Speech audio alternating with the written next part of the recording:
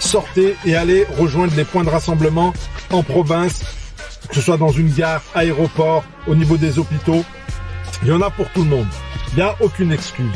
L'étape de la rue est indispensable. La vérité, s'il y a un moment pour sortir dans votre vie de taxi, ce sera maintenant.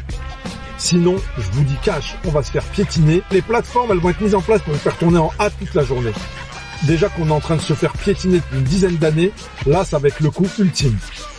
Vous allez tourner avec un tarif qui n'est pas rentable, que tout le monde sait qu'il n'est pas rentable. Mobilisez-vous, réveillez-vous et dites-moi pas « Oh, lundi, c'est dans pas longtemps, j'ai pas prévu ». Toute votre vie, tous les jours, dans votre métier de taxi, vous gérez des urgences, des changements de programme, des courses qui tombent, des extérieurs. Vous vous débrouillez bien.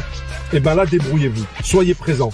T'es en train de procrastiner là, hein? Pourquoi? Je vais te le dire. Ton cerveau analyse constamment le ratio bénéfice-coût de tes actions. Dès que ton travail te semble trop embêtant, ennuyeux ou compliqué comparé à ce qu'il peut t'apporter, ton cerveau voudra passer à autre chose. Alors essaye de réfléchir à pourquoi cette tâche est importante. Qu'est-ce que ça t'apporterait? Si tu trouves aucune raison, dis à un ami que tu vas faire cette tâche d'ici demain, par exemple, et que si, après vérification, il voit que tu l'as pas faite, tu lui donnes de l'argent. Ou lui rendre une faveur. Ça a marché pour Victor Hugo, ça. Sans son éditeur qu'il menaçait d'un procès, il aurait peut-être jamais fini Notre-Dame de Paris. Allez, bon courage. Grosse mobilisation à Paris. Et moi, le premier, je serai à Paris le 19 mai.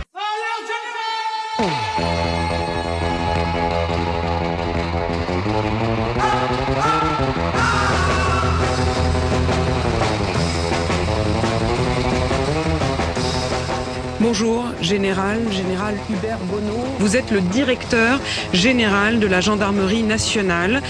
Et dans une note interne, vous avez adressé à tous vos services le message suivant, je cite. « Et une agression du sanctuaire national doit être sérieusement envisagée ». Je voudrais qu'on prenne le temps ce matin avec vous, général, de comprendre. Qu'est-ce que ça veut dire, agression du sanctuaire national? Vous avez sur le territoire national et dans nos outre-mer, territoire métropolitain et des outre-mer, des actions de déstabilisation régulières. Derrière, il y a des gens qui manifestement veulent déstabiliser. Ennemi interne ou ennemi externe? Alors c'est ce qu'on appelle des proxys. Vous regardez qui est à l'origine de ces affaires et vous voyez que ce sont des personnels étrangers en liaison avec des puissances étrangères. Ça peut arriver.